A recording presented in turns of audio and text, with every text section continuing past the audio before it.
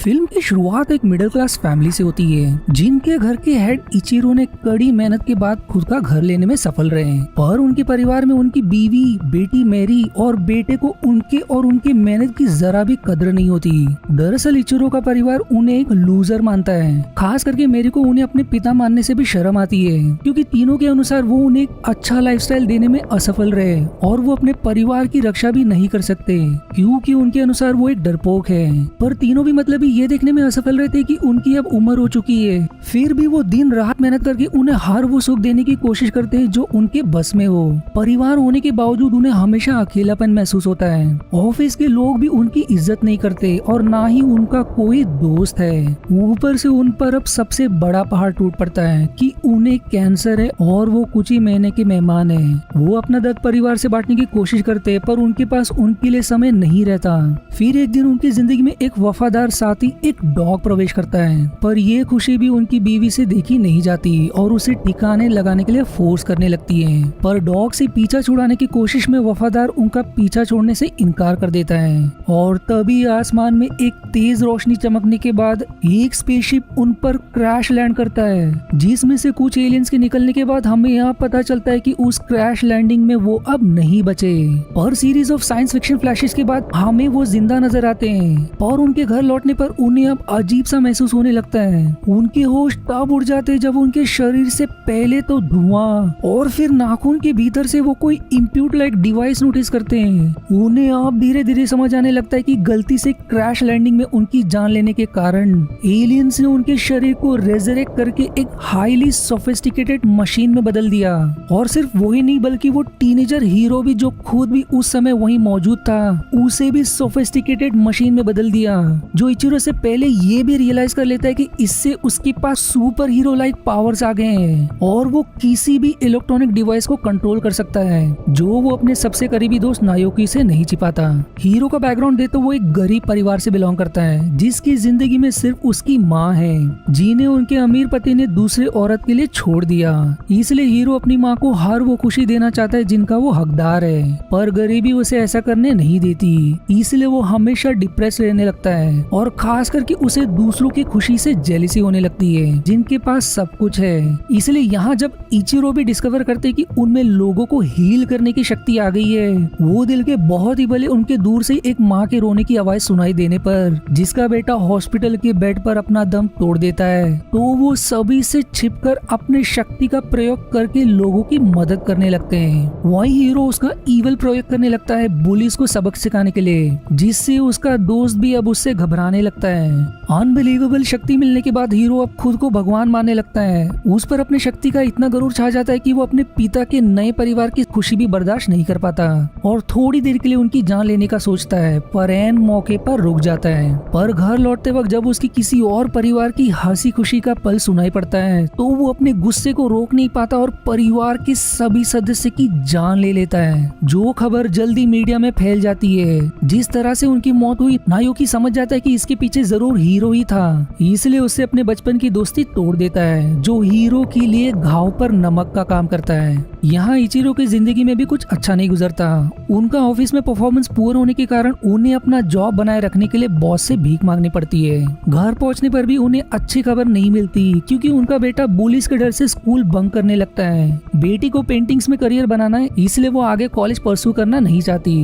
वहीं उनकी पत्नी का किसी यंग मर्द के साथ चक्कर चल रहा है। फिर भी इचिरो सारे गिले शिकवे को भूलकर अपने बेटे को बुलिस से ना डरने की हिम्मत देते हैं। मैरी को भी उसे उसके मन का करने के लिए पूरा सपोर्ट ऑफर करते हैं, पर फिर भी सभी उन्हें ही टारगेट करते हैं कि ये सब उनके गरीबी के कारण हो रहा है। इचिरो अब एकदम टूटने लगते हैं, पर फिर तभी वो नायोकी के रोने की पुकार सुन लेते हैं, जो अपने दोस्त के गलत मार्ग पर निकल जाने के लिए परेशान रहने लगता है। अब इचिरो बिना समय गवाए अपनी उड़ने की शक्ति भी डिस्कवर करके तुरंत नायोकी से मिलते हैं, जो उन्हें हीरो के शक्ति के दुरुपयोग और उसके अपराध के बारे में सब बता देता है। वो उनसे विनती करता है कि उन्हें हीरो को रोकना होगा, जो सिर्फ उनके बस में है, पर उन्होंने हीरो की तरह अपनी शक्ति डेवलप नहीं की होती। इसलिए नायोकी उनकी मदद करता है अपने शक्ति को धीरे धीरे समझने के लिए, जिसके दौरान इची को डिस्कवर करते हैं कि कुछ भी सॉल्टेड हजम करने पर उनका शरीर थोड़े साइड इफेक्ट्स के बाद तुरंत उगल देता है। वहीं हीरो के लिए सबसे बुरी खबर कि पुलिस को उसके अपराध के बारे में पता चल जाता है, जिसे गिरफ्तार करने की कोशिश में हीरो कई पुलिस की जान लेकर फरार हो जाता है। वो अब पुलिस से बचते हुए अपने क्रश के घर पना लेता है जो उसे बचपन से पसंद करती थी, क्योंकि उसकी दुनिया में सिवाय उसके और उसके नैनी के और कोई नहीं है। और अब हीरो वांटेड लिस्ट में न्यूज, मीडिया और सोशल साइट पर उसका चर्चा होने लगता है और मीडिया और जनता उसका गुस्सा उसकी भोली माँ पर निकालने लगते हैं, जो बेचारी ये सदमा नहीं सह पाती इसलिए खुद की जान ले लेती है। इस सदमे को हीरो सह नहीं पाता और अब उसके भीतर बसा गुस्सा आग पकड़ लेता है। इसलिए जितने लोगों ने भी उसकी सोशल और न्यूज मीडिया में खबर फैलाई, वो अपने शक्ति की मदद से उनके कंप्यूटर्स या मोबाइल्स को हैक करके एक एक की जान लेकर सभी को सबक सिखाता है। इचिरो समझ जाते कि इसके पीछे हीरो ही है, इसलिए अपने परिवार से विनती करते कंप्यूटर्स और मोबाइल से दूर रहने के लिए, पर कोई भी उनकी बात पर गौर नहीं करता। पर हीरो के गर्लफ्रेंड को भनक लग जाती कि वो इन हत्या के पीछे है, पर वो फिर भी उसका साथ नहीं छोड़ती, क्योंकि उसे उस पर विश्वास होता है कि उसमें अब भी एक अच्छा इंसान छिपा है, जिससे हीरो की आंखें भर आती है, जो अब उसकी दुनिया में एकमात्र सब कुछ, इसलिए आगे कभी हत्या ना करने का तय करता है। पर उसी रात पुलिस उसे ट्रैक करके उसे खत्म करने की कोशिश में उस पर अंधाधुंध गोली बरसाने लगते हैं। हीरो अपने गर्लफ्रेंड को बचाने के लिए एक एक को सबक सिखाता है, पर इस घटना में उसका एकमात्र सहारा उसकी मासूम गर्लफ्रेंड मारी जाती है, जिससे अब हीरो के सिर पर बदले की भूत सवार हो जाती है और वो शहर में सभी की जान लेने की कसम खा लेता है। इसलिए इस बार शहर के हर टीवी स्क्रीन और लोगों के मोबाइल्स को हैक करके हजारों और फिर लाखों में लोगों की जान लेने लगता है, जिससे हर तरफ भगदड़ मच जाती है। इचिरो की बेटी स्कूल इंडस्ट्रियल ट्रिप पर उसके दोस्त हीरो की धमकी को मजाक समझ लेते हैं, जिन्हें उसका भुगतान अपने जान से करना पड़ता है। यहाँ दोनों को समझने पर नायुकी इचिरो की मदद से हीरो के कनेक्शन को हाईजैक करके सभी को तुरंत वार्न करता है मोबाइल्स और कंप्यूटर से दूर रहने के लिए, जो तुरंत काम करता नजर आता है। पर अब हीरो अपने वेपन्स की मदद से शहर पर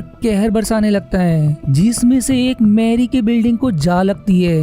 वो अब रुकने का नाम नहीं लेता, इसलिए इचिरो खुद उसे रोकने की कोशिश करते हैं, पर इससे हीरो का माथा फिर जाता है और अब वो उनकी जान के पीछे पड़ जाता है। हीरो की उन्हें काफी देर तक खदेड़ने के बाद उसके रास्ते में रिपोर्टर की एक हेलीकॉप्टर के आने पर वो उसकी पायलट को मारकर हेलीकॉप्टर को मार गिराने की कोशिश करता है, और इचिरो अपनी जान पर खेलकर सही समय पर उन्हें बचा लेते हैं। वहीं इचिरो कितना भी कोशिश कर ले वो हीरो के सामने कमजोर नजर आते हैं, इसलिए उसे रोकने के लिए वो उसे ट्रिक करके सॉल्टेड वाटर पीने पर मजबूर कर देते हैं, पर उसे रिएक्ट करने में समय लगेगा, इसलिए उसके अटैक से किसी तरह बचते हुए उसे लोगों से दूर एटमॉस्फेयर के बाहर लूर करते हैं। इचिरो उसका शिकार बनने ही वाले होते कि अब सॉल्टेड वाटर उस पर असर करने लगता है और उसके डिस्ट्रैक्ट होते ही इचिरो अपना सबसे खतरनाक वेपन से उस पर वार करते हैं। इसके तुरंत बाद वो अपने बेटी के लिए बढ़ते हैं, पर बेचारी का दम तब तक निकल चुका होता है, पर वो हार नहीं मानते और उसे कई झटका देने के बाद फाइनली मीरा में जान आ जाती है। पर उनकी सबसे बड़ी समस्या कि हीरो अब भी जिंदा होता है और उन्हें घायल करने के बाद वो उसकी बेटी को भी मार देता है। मीरा बेचारी तड़पती रहती है अपने पिता के लिए, पर हीरो इचिरो को उस तक पहुंचने नहीं देता। वो जैसे अपना सारा गुस्सा उन पर निकालने लगता है और उनकी बेरहमी से जान लेने की पूरी कोशिश करता है।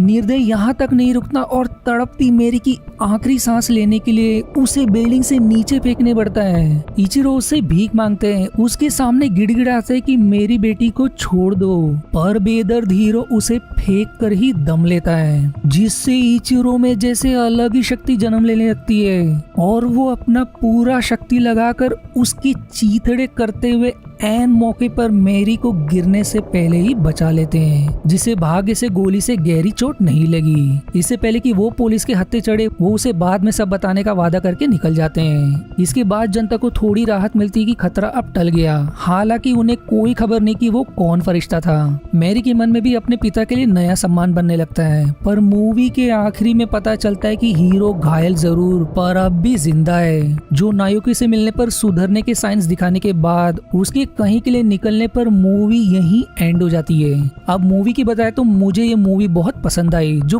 काफी हद तक मुझे क्रॉनिकल मूवी की याद दिलाती है। इसलिए यदि आपको इसकी एक्सप्लेनेशन देखनी है तो इसका लिंक मैंने आई बटन और डिस्क्रिप्शन में मेंशन किया है। और आज की वीडियो में इतना ही। आशा है आपको मेरी एक्सप्लेनेशन पसंद आई। यदि हाँ तो प्लीज वीडियो को लाइक करना और चैनल को सब्सक्राइब करके सपोर्ट करना ना भूलें। मिलते हैं अगले एक्सप्लेनेशन वीडियो में, तब तक के लिए धन्यवाद दोस्तों।